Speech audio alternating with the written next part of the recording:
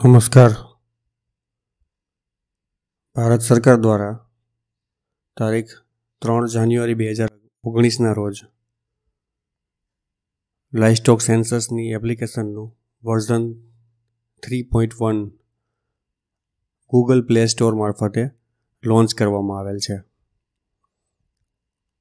અગાઉ આપણે વર્ઝન 2.2નું કાર્યપદ્ધતિ વિશે અગાઉના વિડીયોમાં જોયું હતું. હવે માત્ર 3.1માં શું ફેરફારો કરવામાં આવ્યા છે તે જોવા માટે વર્ઝન 3.1માં લોગિન કર્યા બાદ આ રીતે સ્ક્રીન આવશે. અગાઉના વર્ઝનની જેમ જ ઇન પ્રોગ્રેસ, કમ્પ્લીટેડ વગેરે મેનુ જોવા મળે છે. ખાસ મહત્ત્વની વાત એ છે કે અહીં સેન્ટરની અંદર વર્ઝન 3.1 લખાયેલો આવે છે, જેથી આપણે ખ્યાલ આવે છે કે આપણે વર્ઝન 2.2માં નથી.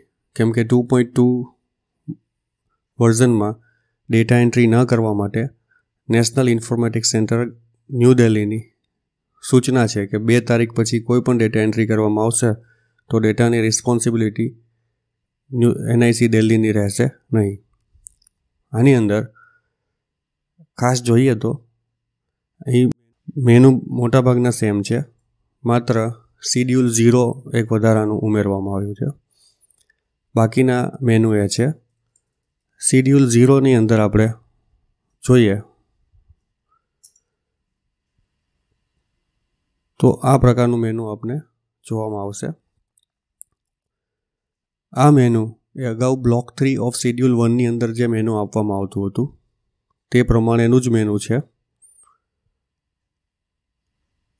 અને એ પ્રમાણે જ અહીંયા 2011ની માનવ વસ્તી ગણતરીનો આંક લખવાનો હોતો હોય છે. અહીંયા પણ આપણે રાજ્ય, જિલ્લો, તાલુકો, વિલેજ પસંદ કરવાનું છે અને શિડ્યુલ 0માં 2011નો માનવ વસ્તી ગણતરીનો આંક દર્શાવવાનો રહેતો હોય છે.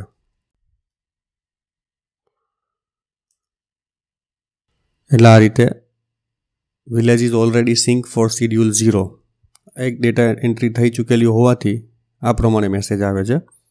પણ બીજા વિલેજની અંદર ડેટા એન્ટ્રી કરીએ તો આ પ્રમાણે મેસેજ નથી આવતો અને ડેટા સેવ થઈ ગયાનો મેસેજ આવે છે.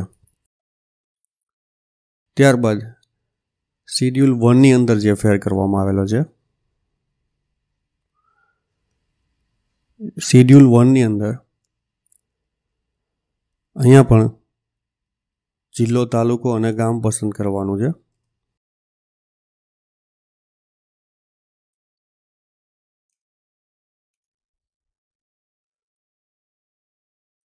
અહીંયા ખાસ અગત્યના જે ઓપ્શન આપવામાં આવેલા છે જે આપણે જાણવા જરૂરી છે તે છે અનુક્રમ નંબર 5 પર હાઉસહોલ્ડ અને નોન હાઉસહોલ્ડ જે પસંદગી હતી અગાઉ એ તો છે જ, પણ સાથે સાથે 3 વધારાના રેડિયો બટન આપવામાં આવેલા છે. એક છે વેકેન્ટ, બીજું છે લોકડ અને ત્રીજું છે ઓક્યુપાઈડ. જનરલી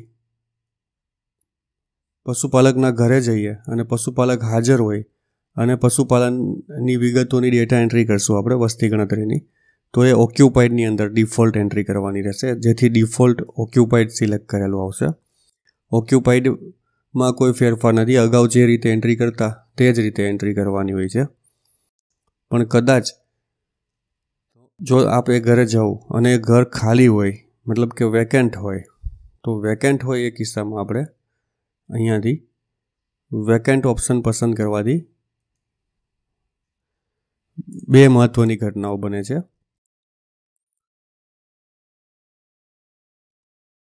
આપણે હાઉસનો નંબર લખી શકશું કે કયા નંબરનું ઘર ખાલી છે, પરંતુ સિરિયલ નંબર જે આવે છે એ આવશે. પણ અહીં હાઉસહોલ્ડના નામની અંદર વેકેન્ટ બાય ડિફોલ્ટ આવી જશે. મતલબ કે ઘર ખાલી છે તો આપણે જાણતા નથી કે એ ઘરમાં કોણ રહે છે અથવા એનું માલિક કોણ છે. અને અહીંયા આપણે ડિફોલ્ટમાં પોલ્ટ્રીમાં પણ નો અને ફિશરીઝમાં પણ નો એન્ટ્રી પસંદ થયેલી આવે છે. વેકેન્ટની ડેટા એન્ટ્રી પણ આ રીતે સબમિટ બટન પર ક્લિક કરવાનું. Data saved successfully.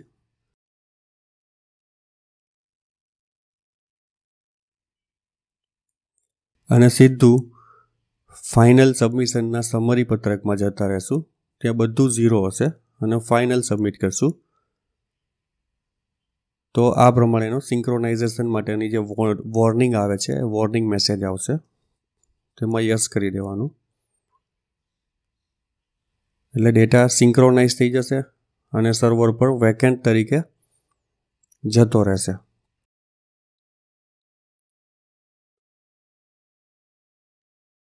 સિંક્રોનાઇઝેશનની પ્રક્રિયામાં થોડો સમય લાગતો હોય છે.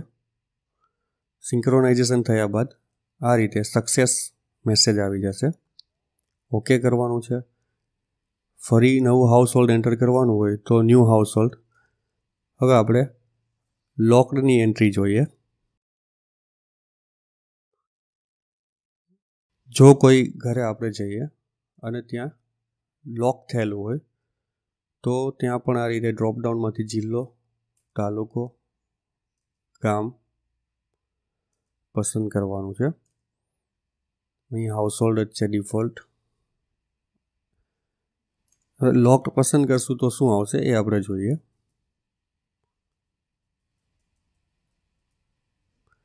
અહીંયા લોક પસંદ કરવાથી એન્ટ્રીમાં વેકેન્ટની જેમ કોઈ ફેરફાર થશે નહીં, પરંતુ ખાસ એ ધ્યાન રાખવાનું છે કે લોકડ હાઉસ હોય તો આ મકાનનો નંબર તો આપણે લખી શકીએ છીએ. કદાચ લોક થયેલા મકાનમાં કોણ રહે છે એ પણ આપણે કોઈને પૂછીને, આડોશી પાડોશીને પૂછીને અહીં લખી શકતા હોઈએ છીએ. પરંતુ પશુઓની વિગત લખવાની થતી નથી, એટલે અહીંયા નો કરી દેવાનું. એનું કારણ છે કે આપણે બ્રીડની આઈડેન્ટિફાઈ કરવાની છે. પશુ માલિકની ગેરહાજરીમાં અને પશુ માલિકને યોગ્ય પૂછપરછ વગર બ્રીડની એન્ટ્રી કરી શકાતી નથી. જેથી અહીંયા સબમિટ બટન પર ક્લિક કરવાનું છે. ડેટા સેવ થઈ જશે. અહીંયા કોઈ ડેટા એન્ટ્રી કરવાની નથી, માત્ર સેવ કરી આગળ જતું રહેવાનું છે. અહીંયા પણ ફરી આપણે લોક હાઉસ છે એટલા માટે એક ઓપ્શન આવશે કે do you want to fill personal details. એ વ્યક્તિ હાજર નથી છતાં આપણે એની વ્યક્તિગત જે 7 મુદ્દાની માહિતી છે આપણે ભરવા માગીએ છીએ. નેચરલી જે માણસ હાજર નથી એની આપણે માહિતી આપણે એની ગેરહાજરીમાં ના ભરી શકીએ. માટે આ કિસ્સામાં અહીં નો કરવાનું હોય છે. ઓક્યુપાઈડ હોય તો અહીં ઓકે કરીને આગળ જવાનું છે.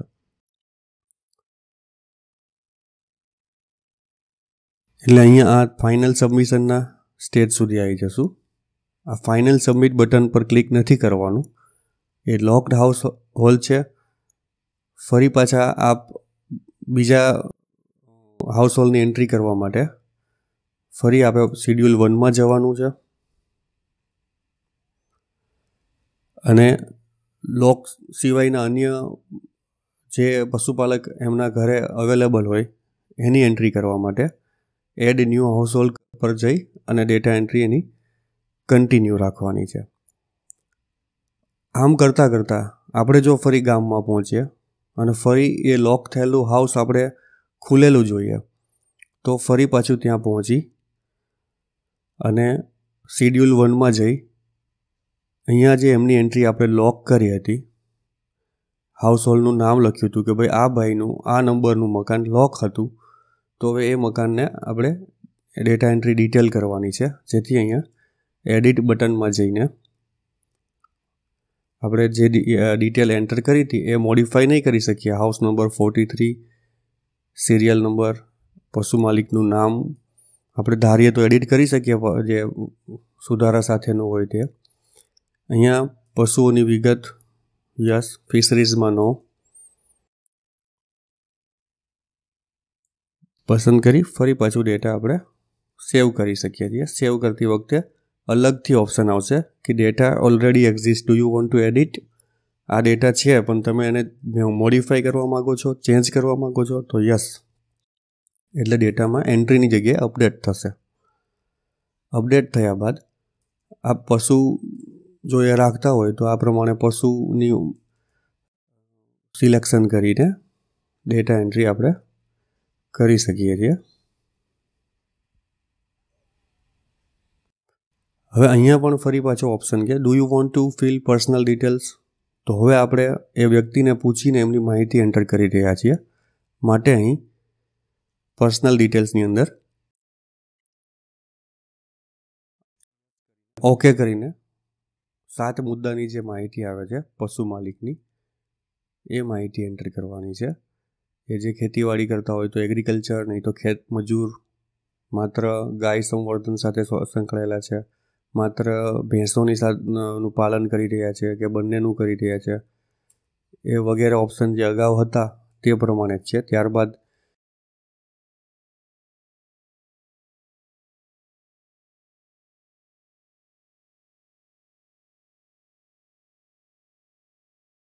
એની જમીન હેક્ટરની અંદર કેટલી થાય છે એનું માપ અહીંયા દર્શાવવાનું છે. ત્યારબાદ એમનું એજ્યુકેશનલ ક્વોલિફિકેશન સ્ટેટસ શું છે તો એ દર્શાવવાનું છે. એમની કાસ્ટ શું છે એ દર્શાવવાની છે. અંદાજિત તેમની વાર્ષિક આવક કેટલી છે તેમને મૌખિક પૂછી અને એમના કહેવા મુજબ જે થતી હોય તેની ડેટા એન્ટ્રી કરવાની છે. એમને પશુપાલન માટે કોઈ નાણાકીય મદદ કોઈ મંડળી અથવા બેંક પાસેથી લીધેલી છે કે કેમ, જો લીધી હોય તો હા, નહીં તો ના પસંદ કરી અને સેવ બટન પર ક્લિક કરી આગળ જવાનું છે. ડેટા સેવડ સક્સેસફુલ એવો મેસેજ આવશે. હવે અહીં ગાય વર્ગની જો ડેટા એન્ટ્રી કરવી હોય, પશુ માલિક પાસે જો 2 ગાય હોય, ડ્રોપ ડાઉનમાંથી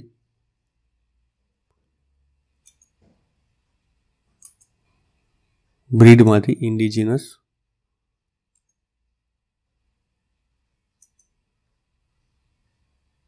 જો ગીરના લક્ષણો ધરાવતી ગાય હોય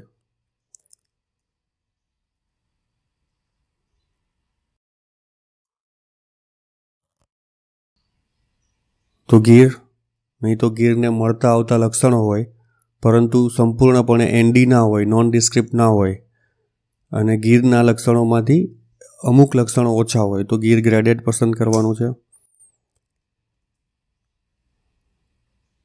ગાયની એન્ટ્રી કરી રહ્યા છીએ એટલે ફિમેલ પસંદ કરવાનું છે. અગાઉની જેમ જ અહીં 0 0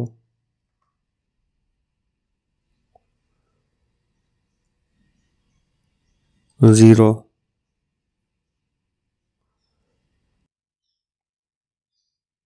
અથવા 3 ગાય હોય તો 3 0 3 0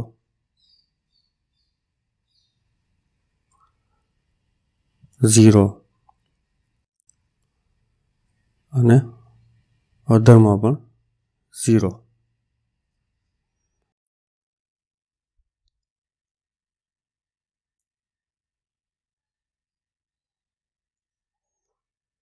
આ એન્ટ્રી પૂર્ણ થયા બાદ નીચે સેવ બટન પર ક્લિક કરવાનું છે. ડેટા એન્ટ્રીની માહિતી સાચી હોય તો યસ પર ક્લિક કરવાનું છે. હવે આ જ સંવર્ગમાં કોઈ અન્ય એન્ટ્રી કરવાની હોત, આ પશુ માલિક પાસે અન્ય સંવર્ગનું પણ પ્રાણી હોત, ભેંસ છે કે સીપ, ગોટ કોઈ વસ્તુ હોય તો અહીંયા ન્યૂ એન્ટ્રી કરવાની હતી, પરંતુ માત્ર ગાયની જ એન્ટ્રી કરવાની છે અને એમાં પણ ફિમેલ જ છે, બળદની એન્ટ્રી કરવાની નથી, મેલ નથી, એટલા માટે તો અહીં ઓકે કરી આગળ જતું રહેવાનું છે. ફાઇનલ સબમિશનનું સમરી પત્રક આવી જશે. આ સમરી પત્રકમાં ફાઇનલ સબમિટ ક્લિક કરવાનું છે, પણ હંમેશા જે રીતે અગાઉ પણ કહેવામાં આવ્યું છે કે ફાઇનલ સબમિટ પર ક્લિક કરતાં પહેલાં ચોક્કસપણે બધા કાઉન્ટ એક વખત વેરીફાઈ કરી લેવાના. કદાચ આપણી કોઈ ડેટા એન્ટ્રીની ભૂલ હોય તો આ તબક્કે આપણને ખ્યાલ આવી જાય અને આ તબક્કે આપણે સુધારી શકાય છે. કઈ રીતે સુધારવું તે પ્રીવિયસમાં જઈ એડિટમાં જઈને કઈ રીતે સુધારવું તે આપણે અગાઉના વિડીયોમાં ડિટેલ જોયેલું છે.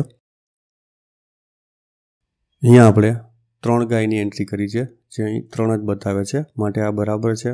અહીં ફાઇનલ સબમિટમાં ઓકે કરવાનું છે.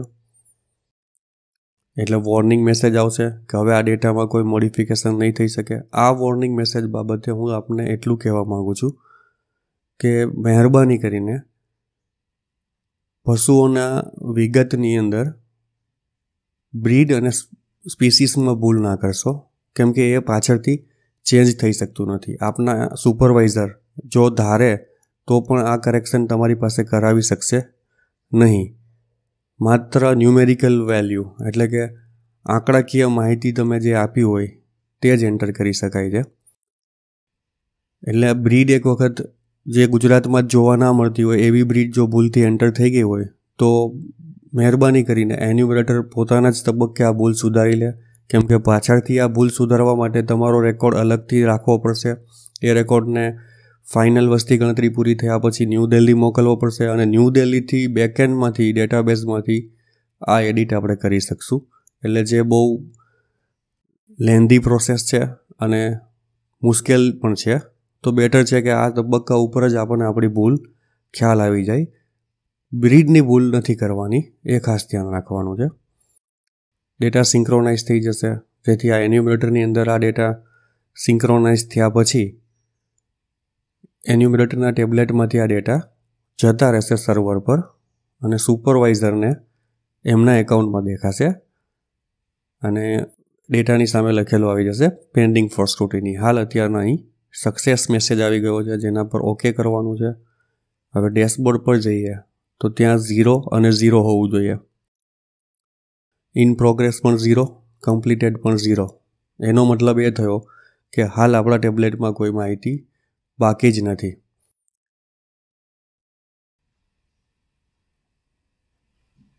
બસ આ જ રીતે જે વર્ઝન 3.1માં જે મુખ્ય ફેરફાર છે એ શિડ્યુલ 0 અને શિડ્યુલ 1ની અંદર 3 એક્સ્ટ્રા મેનુ છે, વેકેન્ટ, લોકડ અને ઓક્યુપાઈડ.